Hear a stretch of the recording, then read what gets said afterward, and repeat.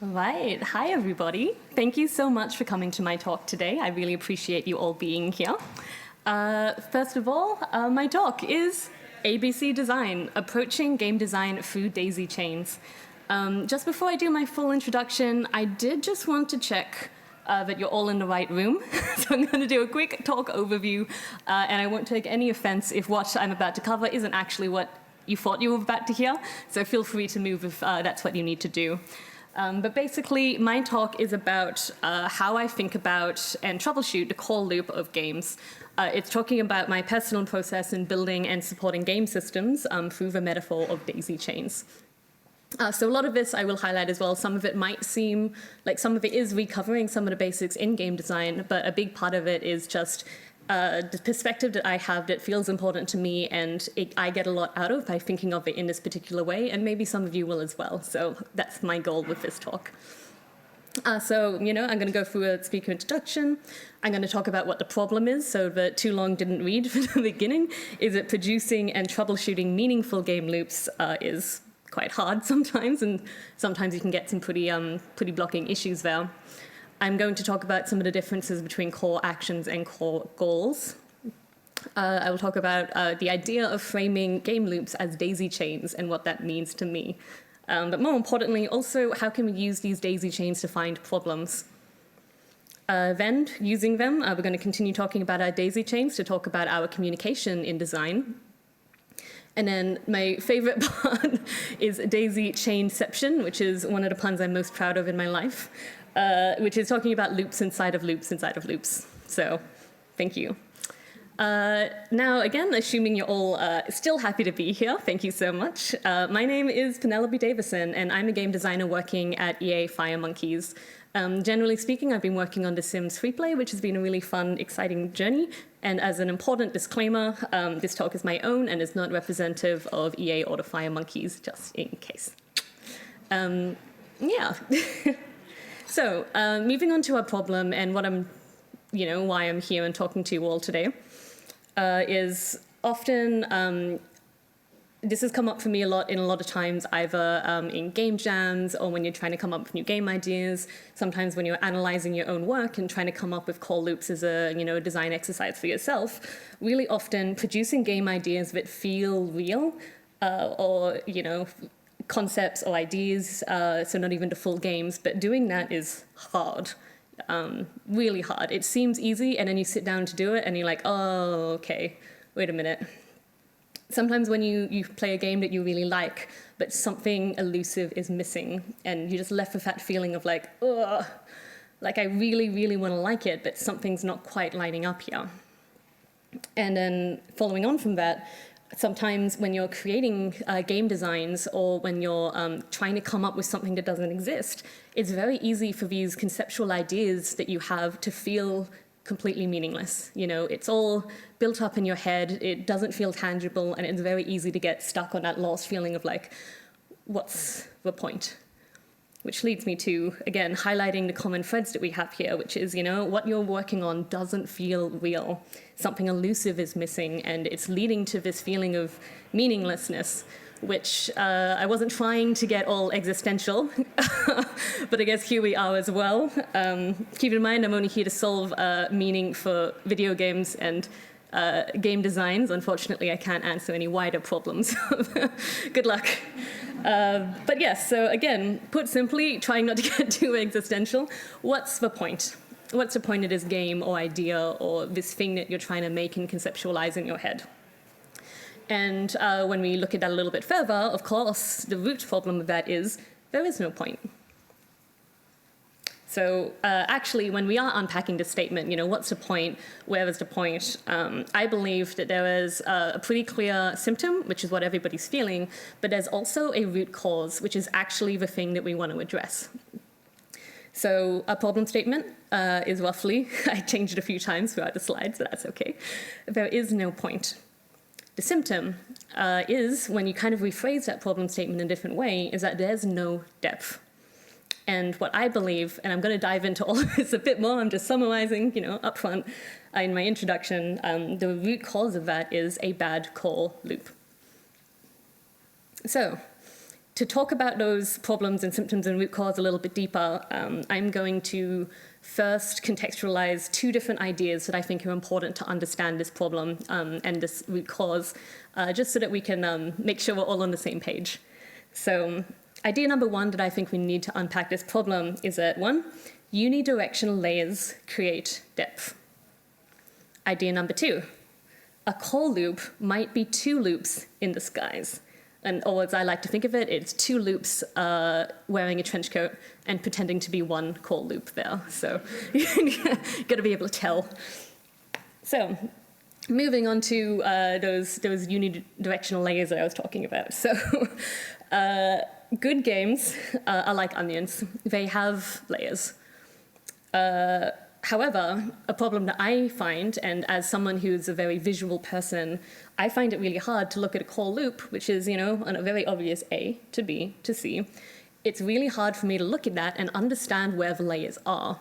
So if I'm trying to come up with something new, and again, it's very obvious in retrospect all the time where the layers often are and aren't, but when I'm approaching this problem often for the first time, or I'm looking at a new game that maybe I'm not familiar with, or I'm trying to analyze it and write out the steps so that I actually know what's going on, again, I quite often just struggle to understand how these steps are leading into each other and progressing. So as a bit of a just general reminder of call loops, just in case we have some people who aren't as familiar with design, it is, as you can probably see, generally a sequence of A leads to B, which leads to C, which in some way leads back to A, ideally in a way that means you have a bit more room in A. So you're kind of, each time you go through this loop, you're kind of getting bigger and bigger, or maybe your character has more and more money or whatever. So if I use ABC, that's kind of the call loop. But there's also another side to this call loop that can also get a little bit mixed in. And that's also starting to look at our core goals. So these are maybe a bit similar and different, but it's kind of another way of looking at it where you have your short-term goals for the player, you have the mid-term goals for the player, and also the long-term goals. And these are very similar concepts, but it's really important for us to be noticing the difference. So, for example, here, they're both Spider-Man, but right now they're two different Spider-Men, and we need to be able to respect each side of the loop properly. Otherwise, we're going to start conflating some things that adds to confusion for both yourself and your team, but for the player as well. So this is those two loops in a trench coat. We have what I imagine are core actions, our core game, things that the player specifically is doing. Then on the other side, we have our core goals or our core aspirations. Why is the player doing each of these things? What are they trying to achieve? What are they hoping for? So it's a little bit more of the emotional side, whereas the actions are very concrete, specific gameplay maneuvers or whatever. So if we, just as a quick, making sure we're all on the same page, if we use a classic farming simulation game as an example, some of our core actions might be, I take care of my farm. That's a little bit vague, I know, but just you're planting crops, you're watering them, and so on. So those are very specific things that the player is doing. Moving on, once they've done that, their next action that they take, because they've done the previous action, is now they're producing crops, they're picking them, they're selling them. And forward from that, the final step of this kind of loop that we got going is that they're using the money from step B to buy upgrades and expand the farm as tangible, like I'm going to the woodcutter, carpenter, and I'm buying the upgrade for my house, or whatever the case may be. It's a very specific thing that they are actioning, using our doing words, as it were. If we're looking at our core goals instead, again, we really want to make sure that these are a little bit more aspirational. These are, okay, if they're doing that thing, but why? What are they trying to achieve? So if we look at it from the goal side, it's more, I want to plant and grow crops. I want to make a farm. You want to be able to use them to earn money. I want to be able to have an expanding empire. Long-term goal, I want to be able to have more crops and expand my ability to grow more crops. So, like bigger farm, better watering can, whatever the case may be.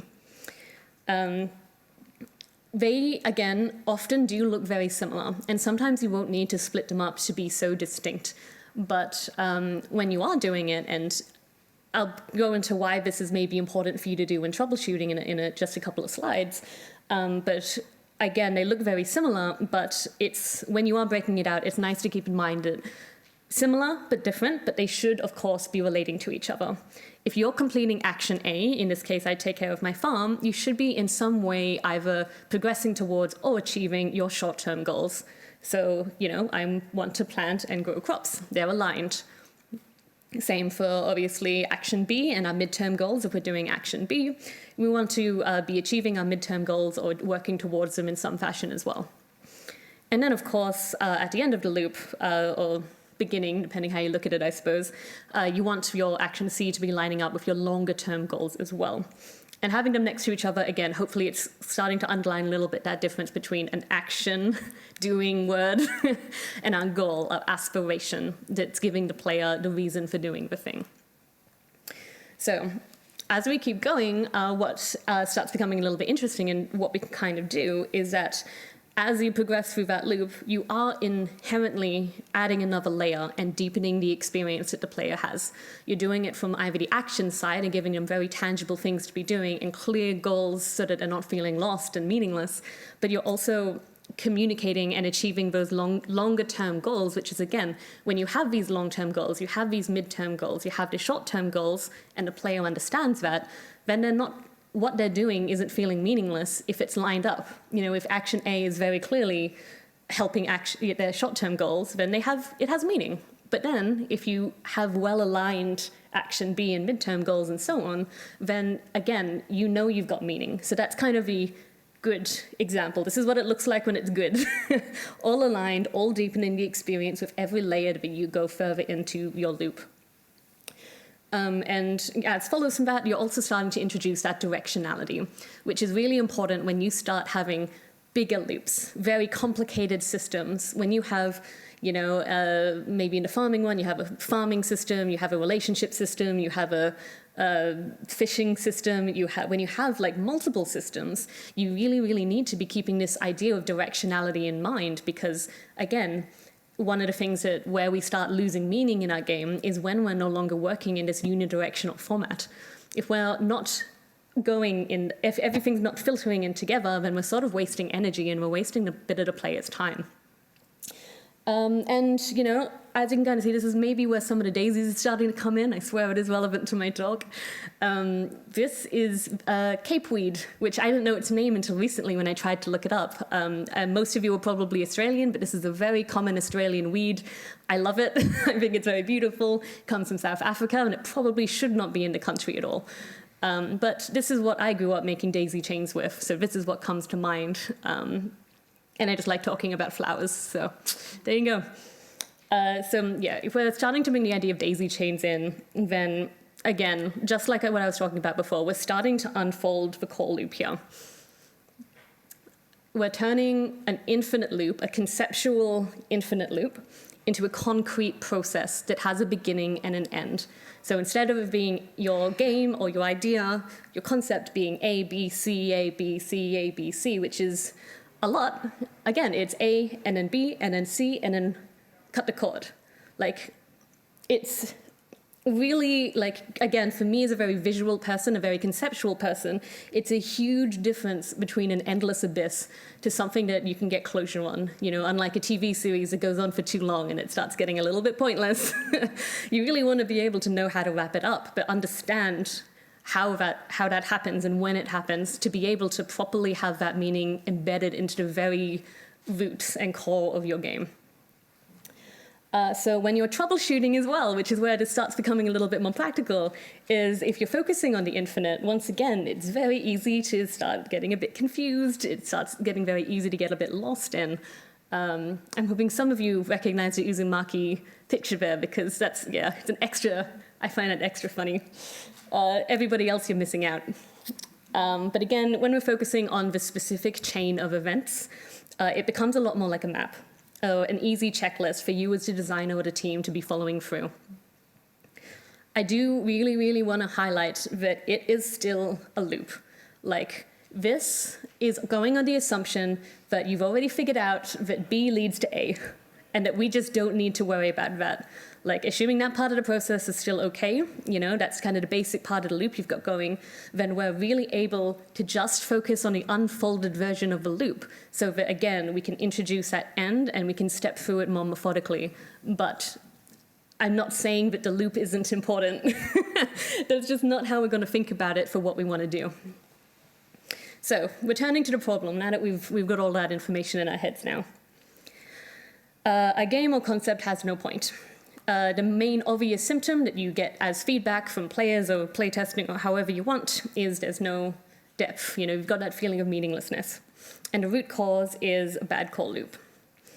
We've just been talking about idea number 1, which is unidirectional layers creating depth. So we've already started to combat the symptom, which is great. But of course, tackling the symptom is never how you cure a problem. Treating a symptom? That would have been better. So of course we want to be looking more at the root cause there. So bad call loop. Idea number 2, call loop might be 2 loops in disguise.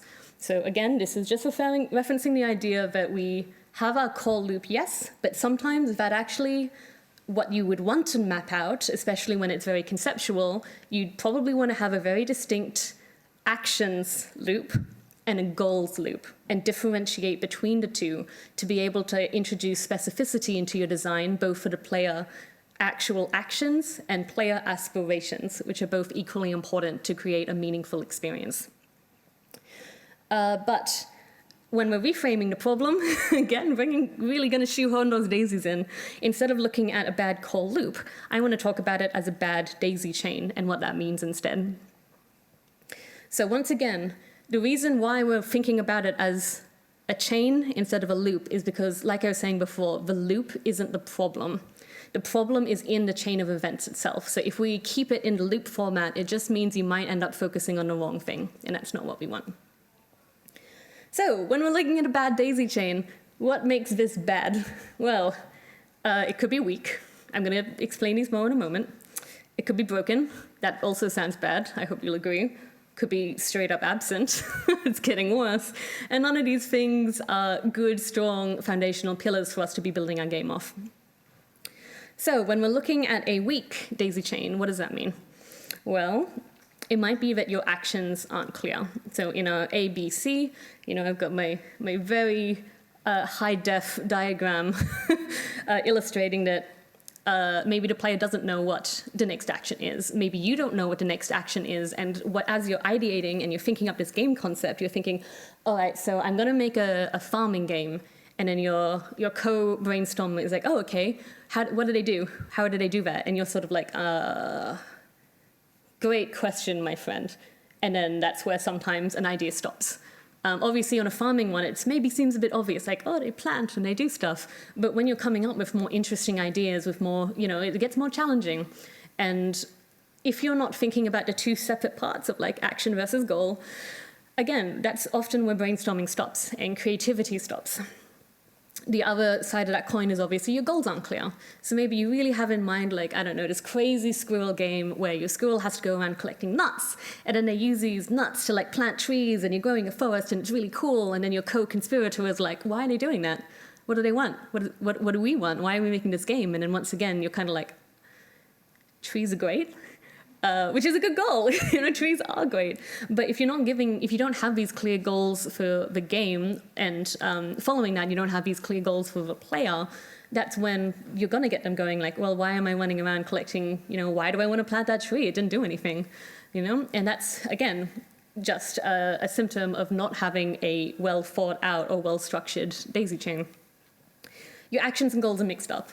So this is, again, it just kind of follows. It's probably kind of obvious when you think about it, but often you might have your A, B, and C as your core actions, but all of a sudden A is actually aspirational. It might be like, for example, even in my example, I want to take care of my farm I want to have a great farm is step A. Step B is, I will sell crops and make money, and step C is make my farm bigger.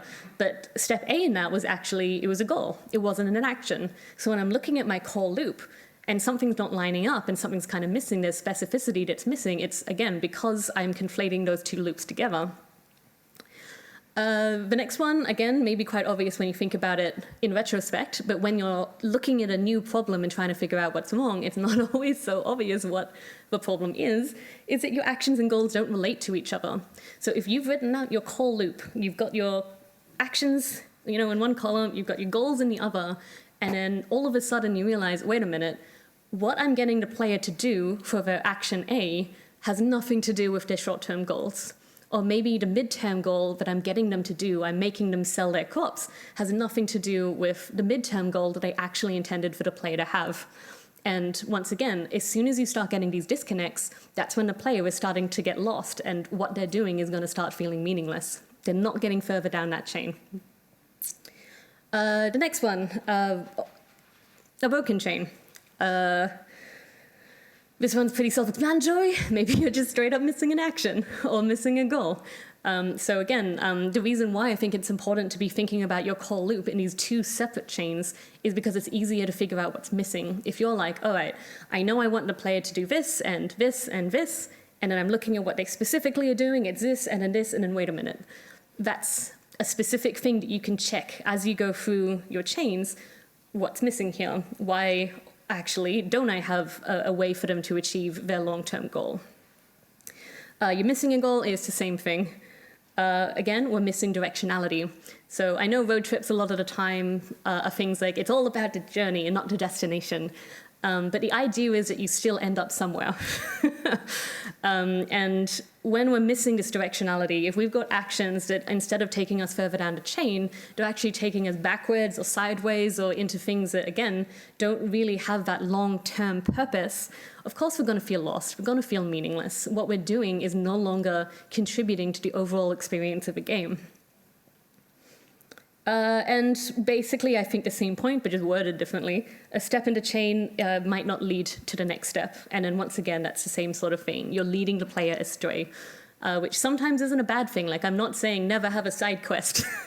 It's more just think about the outcome of that side quest and how you're redirecting it and how it's contributing in the unidirectional way to the rest of the loop or the rest of the chain. The final one is, again, straight up an absent chain. It's pretty self-explanatory. If you've got your call loop and you're like, something's wrong, this is real bad. And then it just might be that when you go to split it, you might realize, oh, hey, actually, that's why I have a lot of goals, but I have no idea what the player is doing. Or it might be the other way around. It might be like, I have these really great ideas of gameplay, these really cool physical things for the player to do, and it's going to feel great. And then you stop and you're like, oh, wait a minute, I should probably make the player care about it. So yeah, you're straight up missing an entire chain, and you need to differentiate between your actions and your goals.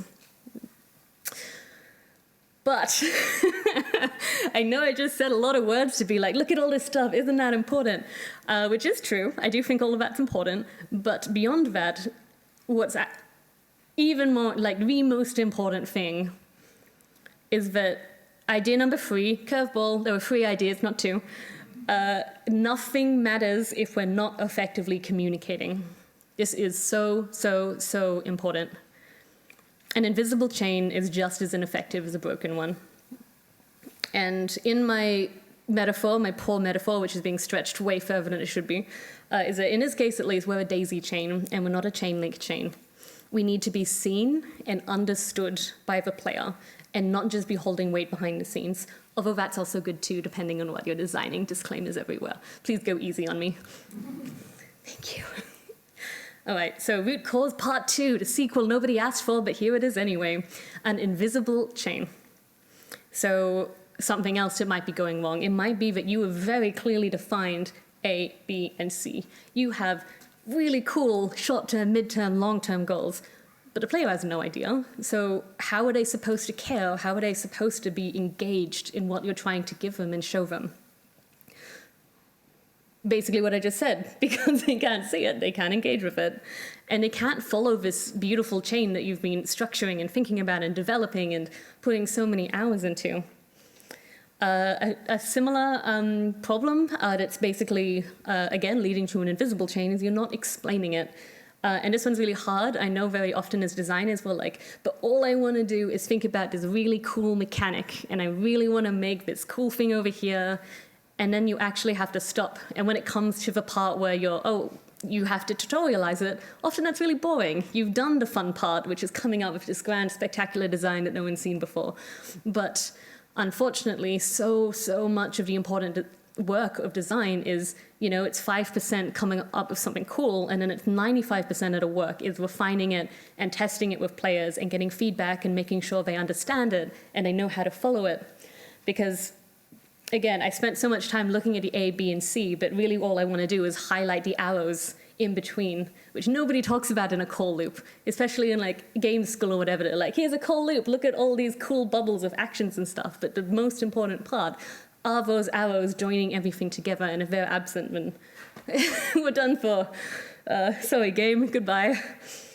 And the final part that's kind of also can contribute to an invisible chain is, of course, the game is distracting away from the chain. If you have a beautiful call loop and a beautiful main story, but for some reason the biggest thing in your UI is like the side quest or functionality, and no one's going to follow the chain that you've set, if they can intuitively follow what you want them to, then again, you need to do some work to refine that and make sure you're directing players to that unidirectional chain, and they should always end up back on the chain. I really wish I could play that song in the background. What's next? Oh, yeah, basically the same thing, worded differently again. Your side functionality might not be touching the chain. So again, side quests and all of that is super great, but I guess just be aware, like, where is your focus going? Where is your dev time going? Where is, the player going? And is it really necessary to have that really cool fishing game inside that video game when actually this game is about zombies? I don't know. So again, looking at the root cause and summarizing, the way I see it a lot of the time when we're lacking meaning, we're lacking substance, it's because of a bad daisy chain or an uncommunicated chain.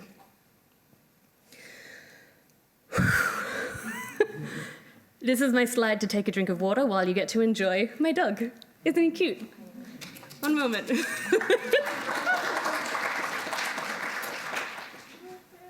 Yep. His name is Rufus and he's 1 year old. He's so cute. Steam Dev Days beanie, so relevant. He's a gamer dog now. Okay, so we've just gone over a lot talking about the call loop and talking about the call loop in maybe some different ways than we normally do. And that's really cool, really fun. But now, I want to go deeper. This is where Daisy chainception starts coming in. So when we're adding depth, there's another useful tool that we have. So when we have our call loop, and we have, or call loops as they may be, we can keep going. We can just add loops into each link of the chain, and if that's not enough, we can add another loop into that link, or we can just keep adding chains within the chains, which is really exciting. So what that can kind of look like in an example is this is a game I've spent some time working on. It's very cool. I like it a lot. But it's The Sims Free Play, and a feature that I worked on was Sim Springs. So this was really exciting because it was my first opportunity as a designer to design a full system. And one of the goals that I had for myself, and sort of, from the project and all of that, was to make it a deeper experience than we'd previously had for some of our maps and stuff like that. So even in like Sims 4, you go to your town map and you can just buy any slot. We wanted to unlock our slots progressively so that the player could just enjoy that as a system. So if we look at the core loop of this, what it looks like at its very basic core, we have step A, we want to renovate each house. This leads in to step B. I want to, when I've done that, it lets me improve a neighborhood, which leads into step 3, which is as I improve the neighborhoods, I'm increasing the happiness of Sim Springs, which is a 3-tiered system in the end. It turns out this is like 6 call loops in a trench coat instead of just 2. So don't do that to yourselves. Sometimes this can get really deep very fast when you're working on it, so be careful. Don't go too mad with power. As we start looking into it a little bit deeper, so we have our main 3 loops here, but as I mentioned, we can go further into that when we're conceptualizing or when we're trying to really get specific about what we're designing or what the experience is meant to be. So when we're dealing with such a big meta system, which is kind of 3 separate layers which all have their own goals and actions and so on, we can use the same structure to help us break it down. So in this case, if we look at just step A, I want to renovate each house, and we're looking about what that looks like, we can just delve into that. So we're using a new set of ABC, which is I will complete daily tasks. That continues into I will complete each day of the renovation plan, which in that case was kind of the building system. So each day, they just progress a little bit further. And that leads into step C, which is once they've done all that and they keep completing each day, then they're completing the renovations on the lot. And this is delving into our action words. These are the specific things that the player is doing. So this is helpful because, again, we have our very conceptual layer, but of course, when we're talking about it to our team, when we're starting to break apart the different designs and the features, we need to be specific about what we're doing.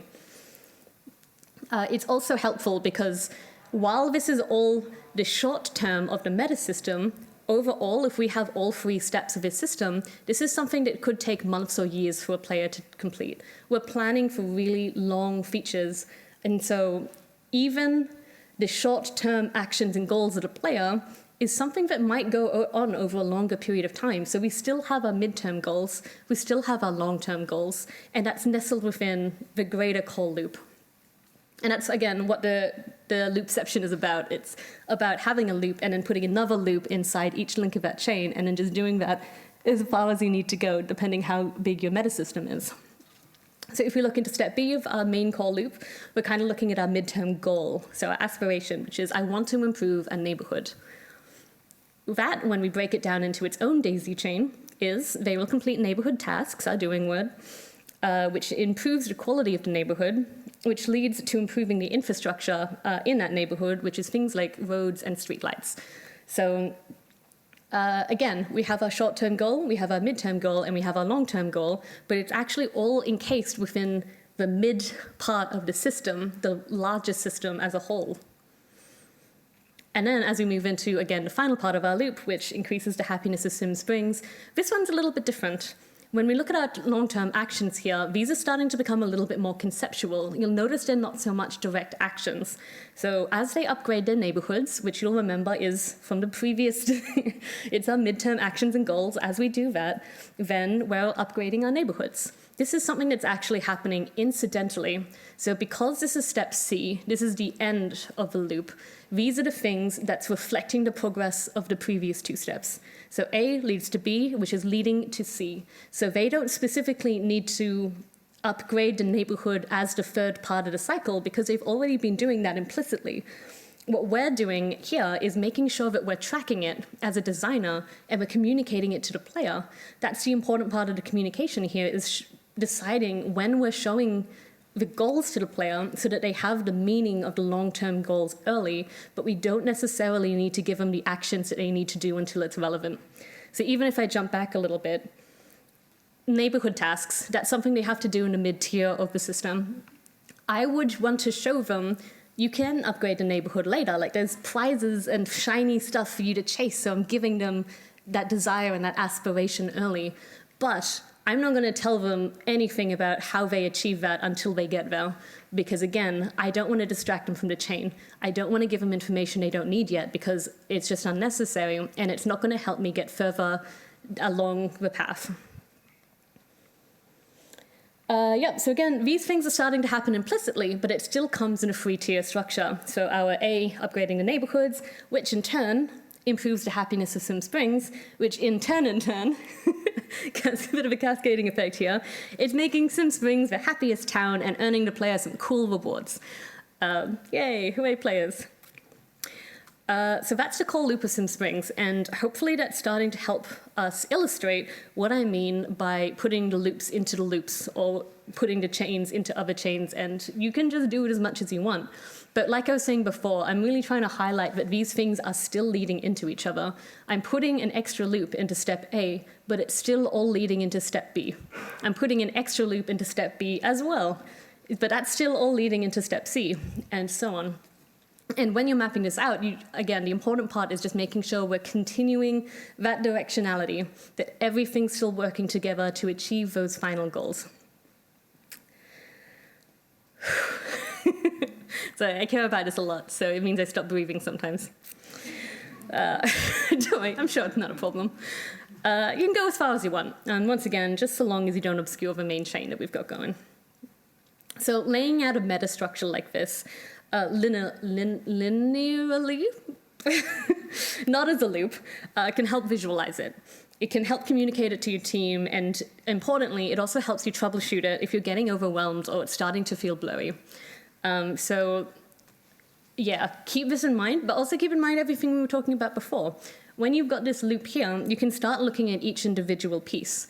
So you can look at, section A and be like, all right, we've got a call loop and a call loop A, B, C. Yep, it makes sense. I have my actions, my goals. Then you can delve into point A, I suppose, however you want to lay it out. And then you do the same thing. You'd be like, does A lead to B? Does it lead to C? Are my goals and actions aligned? And then as you keep stepping through in this fashion, that's when you can start analyzing each bit, bit by bit, and find where those problem parts of the loop are, or find where your chain is weak, and fix it, troubleshoot it. Woohoo! Yeah. So in summary, just recapping all of the points that we've covered there. A game in any stage of development, the problem we're facing at least is if a game in any stage of development or concept or an idea is feeling either slightly or incredibly meaningless. Like, what do we do? The game or feature, obviously, is missing a clear point. If we picture the call loop as a daisy chain, you unfold it a little bit, it's easier to conceptualize and step through it in a bit-by-bit fashion to find a problem, because we're no longer focusing on the loop, we're focusing on what's within it. A daisy chain has a beginning and an end, and each step should be taking you deeper into that experience. Related to that as well, I really want to highlight the metaphor from before about like a TV show that's gone on for too long. Often you will lose meaning if you can't have that conceptual end at some point. If you have that beginning and end, it can be neat. You can have closure and let it go. And you might have another expansion, coming out in 2 months, and that gives you some all new aspirations and stuff, and that's fine too.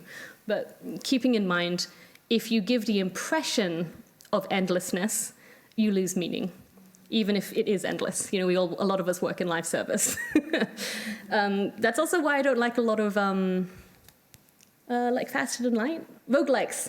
That's a problem that's really hard to solve, is what is the point of doing any of it all if everything is meaningless in a way because it's all getting wiped? Like, meta. We need these purposes. Anyway, so if we step through the chain, we've unfolded it, we can start checking it for problems, including weak links, broken or missing links, and importantly, conflation between the core actions and the core goals of the game. Next along. Reminding us that if we're not effectively communicating the chain, if we're not paying attention to the actual arrows between each important step, then it doesn't matter how good the loop is, it's as good as gone.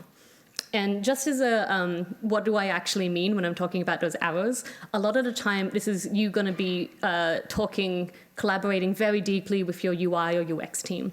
So it could be when you finish a goal, the next one automatically picks up, and it shows you immediately what your next step to do.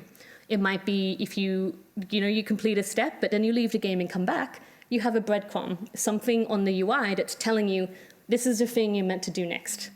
Like, it's very easy to assume the players will remember what to do, or that they'll understand, but you need to be designing for such a wide range of players that honestly, like, unless, obviously you have edge case games and experiences where that's not necessarily what you're trying to do, but for the most cases, you want to metaphorically beat your players over the head with a gentle fan, like a paper fan, and just be like, this way, that way, this is the thing you're doing, and this is the other thing, like, and just letting them know what they're meant to be doing and reminding them, and making sure they understand either explicitly or implicitly or in every implicitly there is.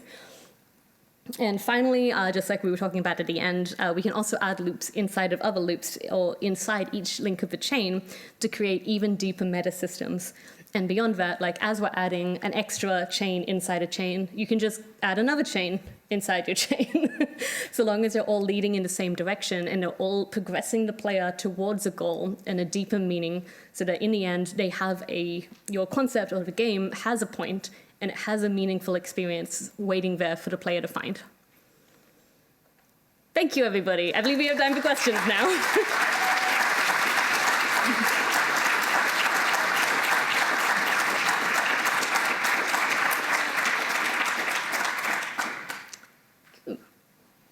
Or you can all leave, you know, if no one has a question. Hi. I was just wondering, I was just wondering with the goals and actions, if it's always like an ABC, like a 3-part thing, or if you can have like more complex, just because all the examples are obviously 3 parts. Should you try to break it down, like zoom out a bit and try to make it 3 and 3 and 3? Or is it fine if you've got things that are like, 5 steps in a loop? Yeah, it can be. Essentially, it can be as long as you want it to be, and often they need to be. It's more just whatever's going to work best for your game or your idea. Like, if you have a really complicated system, I guess you'd want to be asking yourself, like, first of all, do I actually need all of these steps? Like, are some of them other things in disguise? And it might also be you're already a bit too zoomed out. Like, if you have more than 5 steps, for example, it might be you've got 2 different loops. Like, you have your relationship loop, now it's mixing with this other loop, and now we've got too many steps.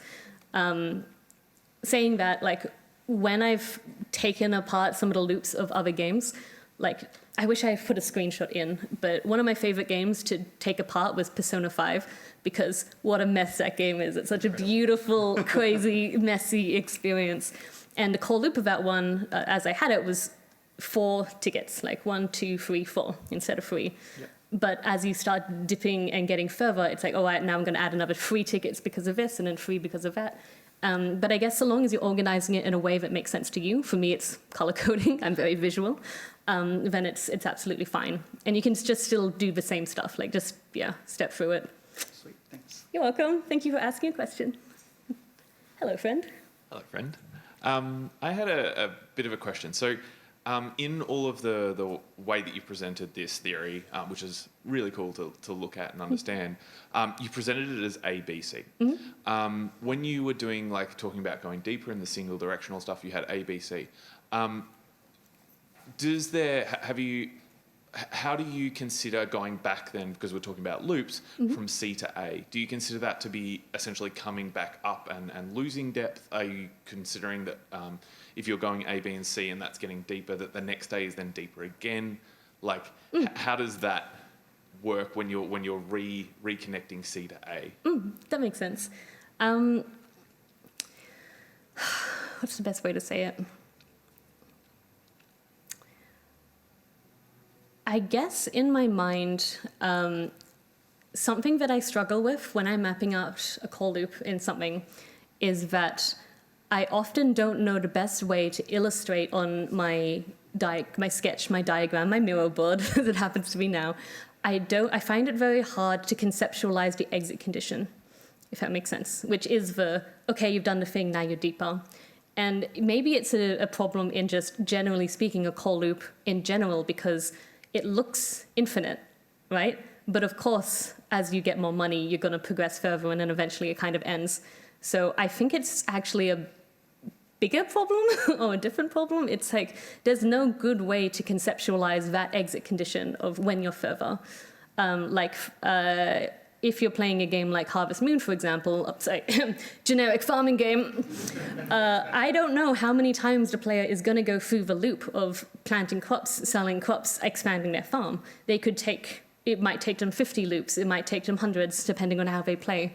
And because I don't know how to illustrate that quantity, I don't see much value in like outlining that in the core loop, which is also why I'm cutting the code, because it's important for them to get to A and B and C. But if our concept, if we've already, C is leading into A, that's a given, they are getting deeper because you've set up these periods of depth, then I don't need to waste my time on trying to explain that last chord, if that makes sense. It should be implicit in everything else that's happening. Right. Just because you were talking before about the invisible kind of arrows and stuff like that. Yes. And that one is a bit of an invisible arrow. Right, so maybe that is a bit of a contradiction in my thing here. Yeah. Thank you. Great question, though. Slightly different one. Great slides, lovely diagrams. Can you make them available somewhere? Pardon? Can you make them available somewhere? Oh, yeah, absolutely. I'll just tweet it, if that's all right. Thank you very much. So I've got my Twitter vote at the bottom, so. Thank you. Oh, looks like I have 5 minutes left. Does anyone else have any questions? Otherwise, I'm happy to let people wonder. Oh, everyone's looking at you now. Hey, yeah, I have a question. This may be the case for The Sims. I know certainly for a lot more mobile games, a publisher will be very interested in how long is the session, how long are players spending in any given thing. Have you ever sort of annotated these kind of loop type structures with sort of timing where you say, oh, this is like the 5-minute loop? Because to sort of jump off the last question, you can kind of say, well, all right, I don't know how many loops this might take, but I'm planning for this to be sort of 15 minutes of work or something. Yep, that is absolutely, that's a very, very good question and a point to be making. Often when you are doing your game design docs and stuff, you will have you might want to separate, this is a 5-minute loop, this is a 10-minute loop, and so on. You may also find value in doing this when you're creating your chains. It might be that first chain might be, in this case, in this specific example, that first chain is a 10-day chain. And individually, the A might be a day. And then if I go into even more granular than that, A might be an hour and something like that. So absolutely, putting on the times and stuff is really, really important, especially if it's new and you don't have an understanding of how long these things can take, or if you have demands from your publisher that's like, I want sessions to be, or maybe other people in your team that are like, actually, it's optimal if the session length is X long, then that's a really, really good thing to be considering. Depending on the importance of that, I guess, which is the more important thing? Are you specifically chasing a certain experience, and how are you going to break that out amongst time? Or, it's like when you design anything, you're going to have different considerations to balance. It might be your platform considerations is you need your 5-minute or 30-second check-in or whatever that may be. And then you just kind of, negotiate between the two. Did that answer the question at all? Yeah, I'm just curious to different designers to what extent that is a prescriptive thing. No, I wouldn't take anything that anyone says in terms of process as prescriptive. Take what speaks to you and just straight up chuck out the rest. If you watch this talk and you're like, I can't believe she said all of that in public, but that's fine. If it doesn't mean anything to you, that's find your own meaning. Once again, getting existential. But if there are parts in here that's like, oh, that's an interesting way of thinking about it, and I can meld it with this other thing, I really encourage you to do so. Thank you very much. Have a good day. Yeah, just think about question. So, for most a MMORPG, right? So there's the core loop is getting the gear progressing, but eventually because it's a loop, so you reach out of the point of the end game. In the end game, you either your power is the player power is strong enough, and there's system called for example the World of Warcraft doing system called parasite system. So it's in the main core, they introduce another power system out of it. If you remove it, it still works, but it constrains this. It just it try partially solve this issue. Is that parasite system considered one of the this chain or system? I don't quite know what was it parasite system? Yeah, so the parasite system is the one they introduced DLC, right? So instead of build on existing power on the existing that makes sense. items, they introduce another totally different power or something, and then the player will follow the new system and power keep rolling. Yeah. But when next DLC release, the whole thing just done. It's gone. They're gone. we're moving on to the next system. And that is how it's so fun to think about and talk about. The age-old problems of MMOs when they've been going on for X years and the players have reached the top of the ladder, what do you do next? Or often you get the case with sequels. The player has already become level 200 in this game and has the best armor, and then they move on to the next game and they're like, what happened? And they're like, I lost it. I have amnesia, that's why we have to start again. the same things all apply. It's kind of a different problem in that how do we either reintroduce new aspirational goals for the player, which is what they're doing with they're going, all right, here's this new power system that we care about. But in a way, for things like World of Warcraft and stuff, the tricky part they've got is that they still need to be applying and referring back to the core loop. It's just the names are a bit different. Like the core loop of WoW is still, I am a hero or Horde member who are Horde heroes, I suppose. I don't know if they both refer to themselves as heroes. And I am going out into the world and I'm going to do quests and all of that. I'm going to level up and become stronger. They're still doing that. They're still following that same core loop. It's just they've reset the progress. And that means that all of this absolutely still applies. Like ideally, you still want it to refer back to the main games. Like when you're doing your power site system, it's like, oh, well, what about everything else I just did? That's when you start getting extra meta systems on top of that. Like how are you recording the player's journey over time? And it might be some games do achievements. Some games do special items, like cosmetic items that you only get if you were in season 1 or you were there when Cataclysm happened. It's things like that that you really need to start thinking outside of the box of how are you rewarding the player for keeping engaged across multiple progression resets. Thank you. Does that make sense? Yeah. Add another layer. Is all I'm- Okay, thank you. Thank you. Hi, friend. Hey, friend. Amazing talk. So you said before that you can have loopception, but you also mentioned that you should keep like your actions and like aspirations, like loops separate. Can you have like, does the same thing apply where if you go into like an aspiration loop, can that lead to actions or should it stay separate? Does that make sense? That's a question. I guess it does inherently. Like if, for example, in my blue A, Bs, and Cs, let's say the top blue ABC is 2 goals, or two sets. So we've got a blue action, a blue goal. Yep. And then that means that the blue goals, once you finish that loop, are going to lead into section B, right? And section B, it has its own set of goals and actions, which means that just inherently, everything in section A, including actions, is leading into the goals of B. Yeah, okay. Yeah. That makes sense. Yeah. Thanks. You're welcome. Hello. Hello. Firstly, I love your outfit. It looks Thank you. fantastic.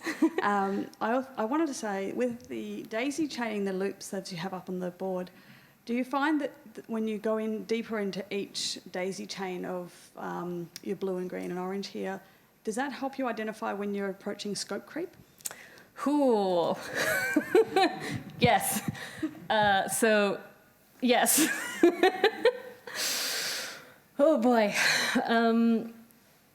Obviously, when you're actually developing anything, you're going to be having so many conversations with your team. Like whether that's one person, if you're lucky enough to have an actual producer and, all of them, they're going to be cutting back on it, which is totally fine. It should very inherently start becoming a bit obvious that maybe your game is a bit out of control if you have 16 loops in what's meant to be maybe an idle tap game or something like that. It also will become very apparent to you as the designer that if you're making a set of loops like this, and as you start digging into it a bit more, you're like, wait a minute, now that I've started, I can tell that this is going to take me on my own at least 3 months to do, and this feature is meant to be done within 3 weeks, or like the design is meant to be done in 3 weeks. I can see I've done something terribly wrong. The goals that I've been given don't match the scope that I've been given, and I need to talk to production. Or maybe I've gone a little bit mad with power as a designer, and I need to self-regulate a little bit, which, yeah, absolutely makes sense. And yeah, just on the other question before about the MMO thing, it really is, in a way, adding like step D to the end, and obviously that starts getting out of control the longer it goes, and that's just a little bit of a problem with time, I suppose. I can't fix that one. But yeah, when we're talking about those meta systems, that's beyond that. That is step D. That's saying, all right, once you've done step C, you've fixed Azeroth. Then you get a cool gold type. Now your name above your head in this MMO is now gold. And that's your step D, your meta proof that that thing happened, and maybe that's the deep goal for the player of like, yes, now I've got that thing, and now when I go into the other world, whose name I definitely remember, when you finish that next expansion, then maybe you can display your name in purple. And now you've got step D, which is a meta system all on its own of getting these different titles. And obviously that's not maybe a great meta system, but that's kind of an example of the kind of things you might need to be doing and the way you can think about it to deepen the experience. Like once they've got to the end, how do we dig this hole a little bit deeper? Which that's a whole little other conversation on whether you should keep digging that hole. But if you have to, go for it. Great. I think we're pretty good. We will stop it there. Thank you so much, everybody, for listening to me talk for an hour. I appreciate it.